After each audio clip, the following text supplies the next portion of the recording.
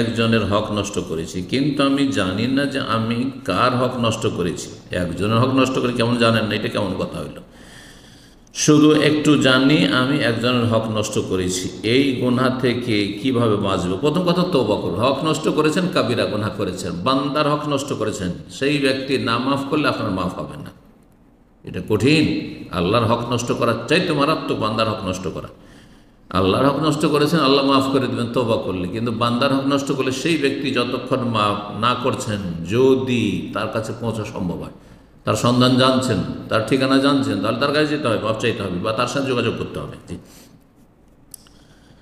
এখন কিভাবে বাঁচবেন? প্রথম কথা, খালেস অন্তর থেকে তওবা করবেন, আল্লাহ গফুর রাহিম। 2 নম্বর কথা, যে তার কথা যেহেতু মনে নেই যে কার হক নষ্ট করেছি, সুতরাং তার পক্ষ থেকে আপনি সেটা সাদকা করে দেবেন এবং আল্লাহকে বলবেন, আল্লাহ আমাকে মুক্তি দান করো, আমি যথাসাধ্য আমার কাজ করলাম, এর বেশি আর করতে পারছি না।